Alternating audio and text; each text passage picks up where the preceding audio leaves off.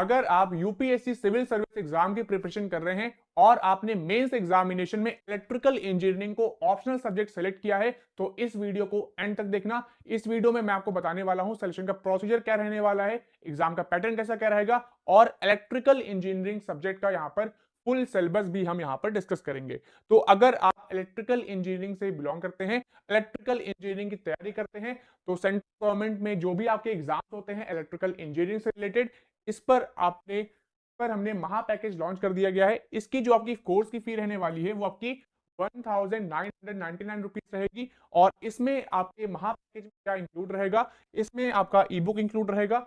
ई book में आपका जो भी इलेक्ट्रिकल इंजीनियरिंग का कंप्लीट सिलेबस रहता है, जो भी सेंट्रल गवर्नमेंट के एग्जाम्स होते हैं, उसका सिलेबस आपको यहाँ पर ई बुक नोट्स के थ्रू यहाँ पर प्रोवाइड किया जाएगा। इसके अलावा क्वेश्चन बैंक आपको प्रोवाइड की जाएगी, टेस्ट सीरीज आपको इसमें मिलेगी और इसके अलावा सबसे बड़ी अपडेट ये है कि टेस्ट पास इसमें इनेबल कर दिया गया है।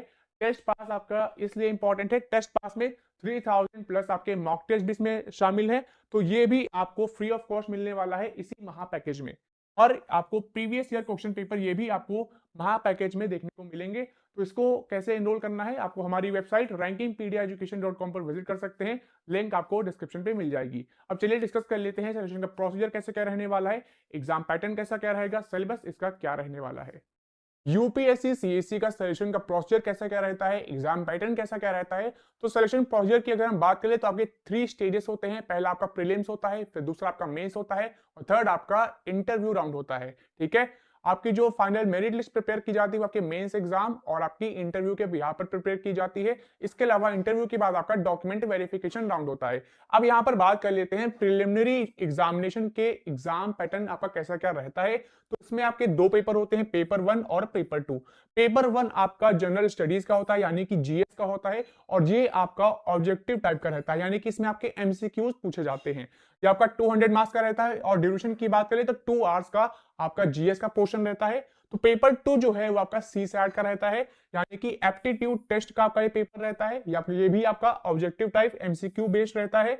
इसमें भी आपके 200 मार्क्स का ये पेपर रहता है। ठीक है, 2 आवर्स का आपका ये पेपर रहता है। इंपॉर्टेंट आपको क्या याद रखना है कि जो आपके पेपर हैं ये दोनों आपके ऑब्जेक्टिव टाइप यानी कि मल्टीपल चॉइस क्वेश्चन टाइप के आपके ये दोनों पेपर रहते हैं। पेपर 1 जीएस और पेपर 2 आपका सी सैट का। पेपर 2 जो सी सैट है ये आपका क्वालिफाइंग इन नेचर है, इसमें आपको मिनिमम जो है 33% मार्क्स यहाँ पर लाने होंगे। ठीक है, जब आपका क्वालिफाइंग इन नेचर है, इंपॉर्टेंट आपका है, इसको अगर आप क्वालिफाई नहीं करते हैं तो फिर आप नेक्स्ट राउंड में नहीं जाएंगे। तो ये आपका क्वालिफाइंग इन नेचर है, मिनिमम 33% मार्क्स आपको यहाँ पर लाने होंगे। फिर बात कर लेते हैं पेपर 1 का जो मार्क्स है, जो आपका कट ऑफ है, शॉर्टलिस्टिंग जो है मेंस के लिए आपकी होती है और इसमें आपकी नेगेटिव मार्किंग भी होती है। 1/3 मार्क्स आपका यहाँ पर डिडक्ट किया जाता है अगर आप कोई रॉन्ग आंसर देते हो तो। ठीक है, तो इस चीज का ध्यान रखना, अगर आप कोई क्वेश्चन ऐसे ही छोड़ देते हो तो उसका कोई पेनल्टी चार्जेस यहाँ पर नहीं लगता है। तो ये हमने बात कर लिया प्रीलिम्स का एग्जाम पैटर्न क्या रहता है। अब आते हैं सेकंड स्टेज पे। सेकंड स्टेज आपकी रहती है मेंस एग्जामिनेशन की। मेंस एग्जाम में टोटल जो है आपके रिटन पेपर यहाँ पर 9 रहते हैं। पेपर आप यहां पर देख पा रहे हो कि मेंस एग्जामिनेशन की हम यहां पर बात कर रहे हैं। तो मेंस का जो पेपर ए आपका रहता है वो यहां पर आपका पेपर ए यहां पर रहता है कंपलसरी इंडियन लैंग्वेज का। ये आपका 300 मार्क्स का रहता है और ये आपका क्वालिफाइंग इन नेचर रहता है। जैसे आपका CSAT qualifying in nature है वैसे आपका paper A compulsory Indian language यहां पर ये भी आपका क्वालिफाइंग इन नेचर रहता है। पेपर बी जो आपका है ये आपका इंग्लिश पोर्शन का है, ये भी आपका 300 मार्क्स का रहता है। ठीक है, ये पेपर भी आपका क्वालिफाइंग इन नेचर है। फिर पेपर 1 आपका ऐसे का रहता है, ये आपका 250 मार्क्स का रहता है। ये भी आपका मेरिट जो आपकी लिस्ट प्रिपेयर की जाती है उसमें ये सभी पोर्शन आपके मायने रखते हैं। आपके इंपॉर्टेंट ये पेपर्स हैं पेपर 1 से लेकर पेपर 7 तक। ठीक है, पेपर 1 आपका ऐसे का रहता है 250 मार्क्स का। पेपर 2 आपका यहाँ पर जनरल स्टडीज 1 का रहता है 250 मार्क्स का। पेपर 3 आपका जनरल स्टडीज सेकंड 250 मार्क्स का रहता है। पेपर 4 आपका जनरल स्टडीज थर्ड, ये भी आपका 250 मार्क्स का रहता है। इसके अलावा पेपर नंबर 5 ये आपका general studies fourth ethics portion इसमें पूछा जाता है, ये आपका 250 मार्क्स का रहता है। ये आपका जो मेंस एग्जामिनेशन है ये आपका डिस्क्रिप्टिव टाइप का रहता है, प्रीलिम्स आपका ऑब्जेक्टिव टाइप का रहता है। इसके अलावा पेपर जो 6 आपका है, ये आपका रहता है ऑप्शनल सब्जेक्ट का। ठीक है, जो भी आप ऑप्शनल सब्जेक्ट ऑप्ट करते हैं उसका यहाँ पर क्वेश्चन पूछा जाता है। जैसे अगर आपने सिविल इंजीनियरिंग सब्जेक्ट ऑप्ट किया है तो सिविल इंजीनियरिंग का क्वेश्चन यहाँ पर पूछा जाएगा पेपर 1 और पेपर 2 में। ठीक है, तो पेपर नंबर 6 और पेपर नंबर 7 ये दोनों आपके ऑप्शनल सब्जेक्ट के रहते हैं। ये भी आपके 250 मार्क्स के आपके रहते हैं। तो टोटल जो है आपके रिटर्न पेपर यहाँ पर 9 रहते हैं। इसमें क्वालिफाइंग पेपर जो आपके हैं वो आपके 2 हैं। कौन कौन से?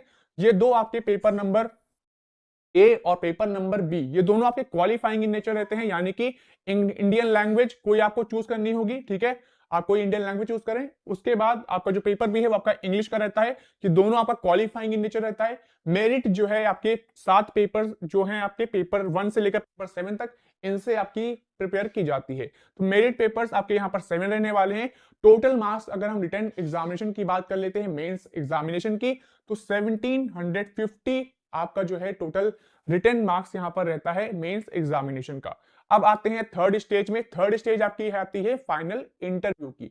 तो ये आपका स्टेज पर्सनालिटी टेस्ट इंटरव्यू आप कह लो, तो ये आपका रहता है, ये आपका 275 मार्क्स का यहाँ पर इंटरव्यू पर्सनालिटी टेस्ट आपका रहता है। अब फाइनल जो मेरिट लिस्ट आपकी प्रिपेयर की जाती है वो आपके मेंस एग्जाम में जो 7 पेपर्स होते हैं और आपका जो थर्ड राउंड पर्सनालिटी टेस्ट है, इसके बिहाफ पर फाइनल मेरिट लिस्ट आपकी प्रिपेयर की जाती है। तो रिटर्न एग्जामिनेशन का मार्क्स मैंने बताया था 1750 मार्क्स, और इंटरव्यू मार्क्स कितना आपका 275। तो फाइनल जो मेरिट लिस्ट आपकी बनती है वो आपकी 2025 मार्क्स से आपकी फाइनल मेरिट लिस्ट प्रिपेयर की जाती है। जितना आप इसमें स्कोर करते हो 2025, ये आउट ऑफ इतने में आपकी यहाँ पर फाइनल मेरिट लिस्ट प्रिपेयर की जाती है। ठीक है, तो मेन एग्जामिनेशन के 7 पेपर्स और इंटरव्यू की स्टेजेस, इसका आपका मार्क्स काउंट होता है फाइनल मेरिट लिस्ट प्रिपेयर करने में। तो ये हमने डिस्कस कर लिया यूपीएससी सीएससी का सिलेक्शन का प्रोसीजर क्या रहता है, एग्जाम पैटर्न क्या रहता है। अब चलिए डिस्कस कर लेते हैं इलेक्ट्रिकल इंजीनियरिंग का कंप्लीट सिलेबस यूपीएससी सीएससी का। तो पहले हम डिस्कस करने वाले हैं पेपर 1 का। तो पेपर 1 का आप यहां पर सिलेबस देख सकते हो।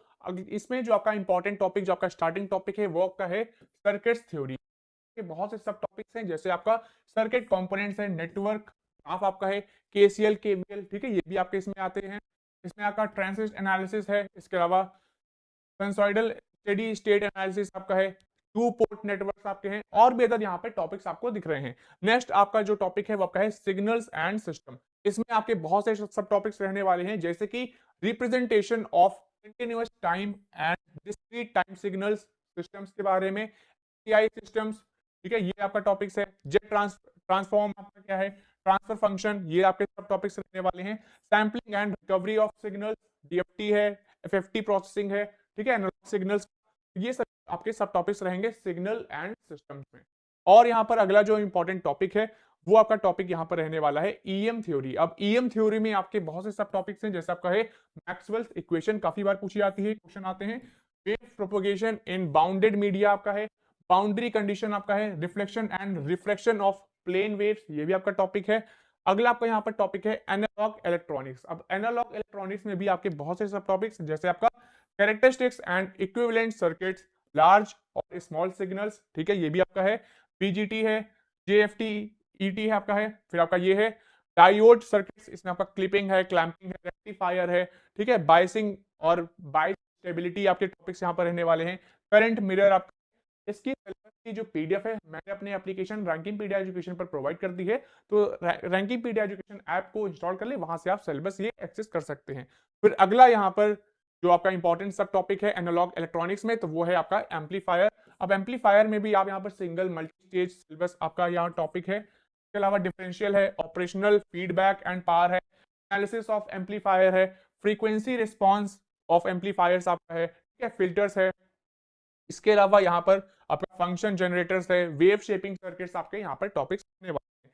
फिर अगला यहाँ पर जो इंपॉर्टेंट टॉपिक है वो आपका है डिजिटल इलेक्ट्रॉनिक्स। ठीक है, एनालॉग इलेक्ट्रॉनिक्स डिस्कस कर लिया, आप देखते हैं डिजिटल इलेक्ट्रॉनिक्स में।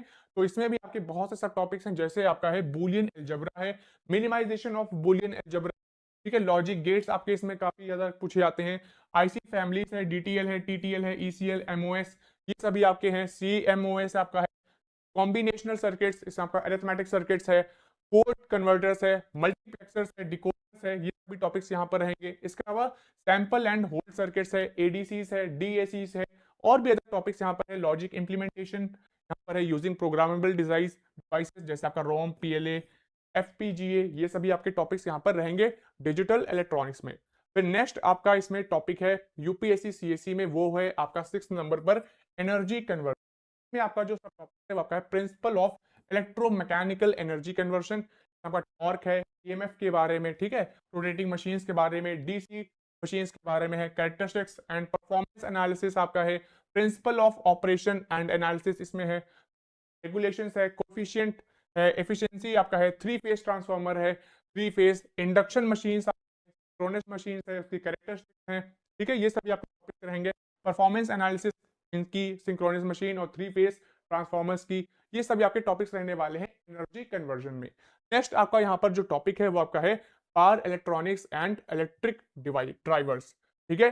इसमें आपके सब topics semiconductor power devices, diode है, ट्रांजिस्टर है, क्रिस्टर आपका है, ट्राइएक है, जीटीओ है, ये आपका यहाँ पर है। इसके अलावा बेसिक प्रिंसिपल और स्टैटिक कैरेक्टरिस्टिक्स यहाँ पर है, प्रिंसिपल ऑफ ऑपरेशंस है, ट्रिगरिंग सर्किट्स है, फेज कंट्रोल रेक्टिफायर्स है, और भी अदर यहाँ पे आपके टॉपिक्स दिख रहे हैं जैसे आपका डीसी डीसी कन्वर्टर्स है, स्विच मोड इन्वर्टर्स है, basic concept of speed concepts of DC AC Motors drivers आपका है, उसकी एप्लीकेशंस है, ठीक है, ये सब आपके टॉपिक्स रहने वाले हैं power electronics and electronic drivers में। और भी अदर यहाँ पर सब टॉपिक्स आप देख सकते हो।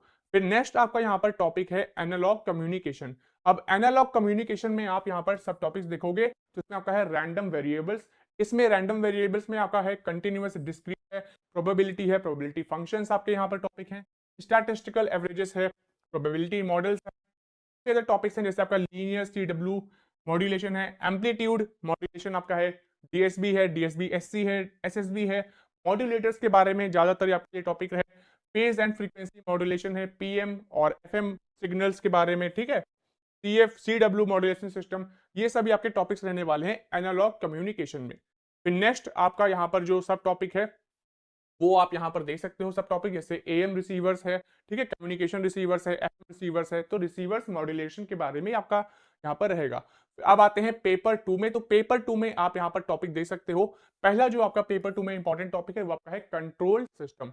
कंट्रोल सिस्टम में आपका बहुत से इंपॉर्टेंट यहाँ पर सब टॉपिक्स यहाँ पर मेंशन्ड है, जैसे आपका है elements of control system, block diagram, representation, open loop, close loop system आपका है, इसके अलावा कंट्रोल सिस्टम कंपोनेंट्स है, LTI system, time domain, transfer domain analysis है, इसके अलावा यहाँ पर डिजाइन ऑफ लीड लैट कंपनसेटर्स है आपका है, पीआई आपका है, state variable representation and analysis of control system, ये भी आपका यहाँ पर टॉपिक रहेगा।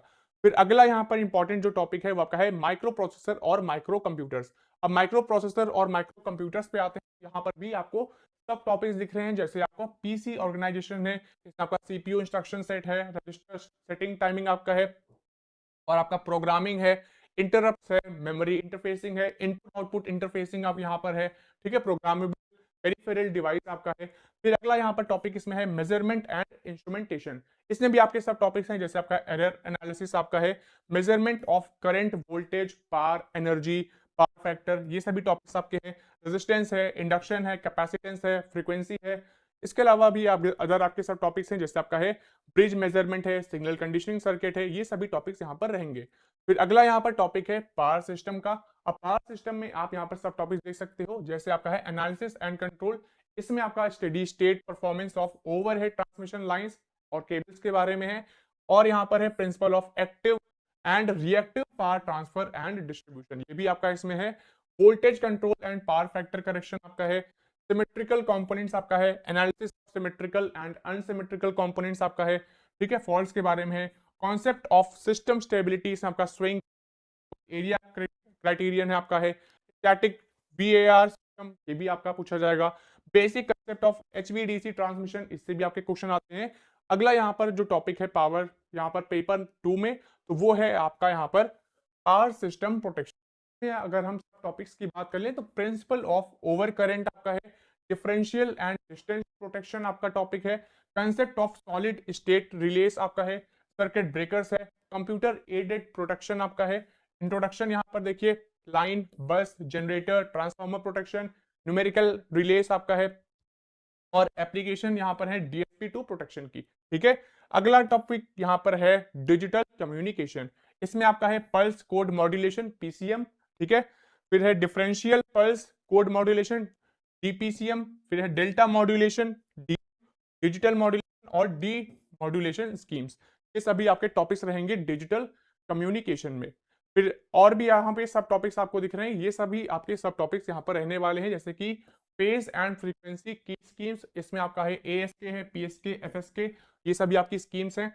एरर कंट्रोल कोडिंग, इसमें अगर आप देखेंगे तो एरर डिटेक्शन है, करेक्शन उसका, लीनियर ब्लॉक कोड्स आपका है, फिर आपका यहाँ पे इंफॉर्मेशन मेजर है, सोर्स कोडिंग आपका है, डेटा नेटवर्क है, 7 लेयर आर्किटेक्चर है, ये भी आपकी काफी बार पूछी जाती है, ठीक है। तो ये सभी आपके टॉपिक्स यहाँ पर रहने वाले हैं UPSC CSE electrical engineering topic से। तो इस सिलेबस को आप हमारे एप्लीकेशन से एक्सेस कर सकते हैं। ऐसी ही लेटेस्ट अपडेट के लिए चैनल को अभी सब्सक्राइब कर लें। धन्यवाद।